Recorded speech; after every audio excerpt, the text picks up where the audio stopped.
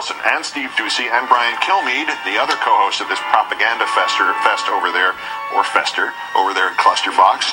And today, as part of their made-up story they call Climate Gate, they had a scoop. Jon Steward was denying global warming. Extraordinarily, Ducey said. They take a look at this. Jon Steward of The Daily Show, which has historically bashed Republicans and, not bashed Democrats, really take a shot at Al Gore. Look at this. And they played this bite. Poor Al Gore.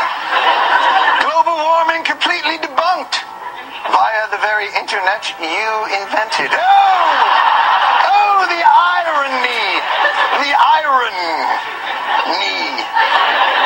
And the Three Chipmunks came out and talked with Michelle Malkin about how even Jon Stewart was saying global warming had been debunked. Oh, the irony. In fact, Clusterfox used only a sliver of Stewart's remarks in order to utterly twist their meaning and to hide the nasty little detail about the Fox Climate Gate story. Here's the whole thing. Poor Al Gore. Global warming completely debunked via the very internet you invented. Oh, the irony. The irony. Actually, the real story is not quite that sensational. Basically, emails stolen from scientists at one of the leading study centers for global warming show them discussing their work a bit, how do I put this, casually. Now, does it disprove global warming? No, of course not. So Fox, which has twice showed the wrong video to make it seem like a poorly attended event had drawn a much larger crowd, attributed this to on-screen errors. No doubt this example of using a tenth of the Jon Stewart soundbite completely out of context. This was made by an office assistant or a temp, or possibly some homeless person who wandered into the control room and took over the show. Couldn't possibly be another example of Rupert Murdoch's moral sellouts committing journalistic three-card Monty to advance a fraudulent political agenda. Of course not. Just the fault of Carlson, Ducey, and Kilmeade. But even if they're just the paid-to-play patsies, they are still today's worst persons in the world.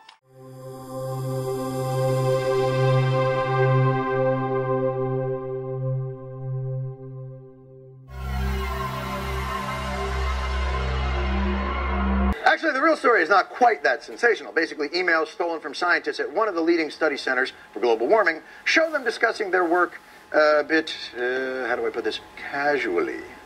He wrote, "The fact is we can't account for the lack of warming at the moment, and it is a travesty that we can't. I've just completed Mike's nature trick of adding in the real temps to each series for the last 20 years, i.e. from 1981 onwards, and from 1961 for Keith's to hide the decline."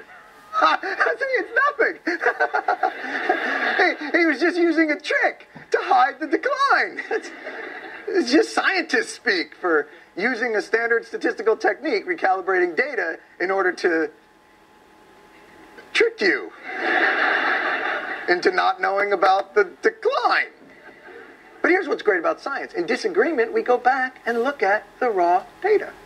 University scientists say raw data from the 1980s was thrown out. Oh, for sake.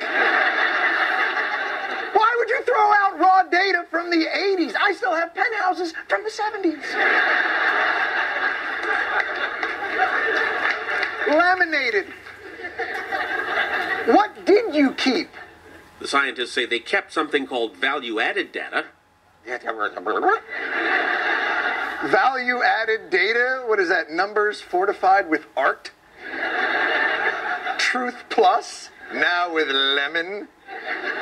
It doesn't look good. Now, does it disprove global warming? No, of course not.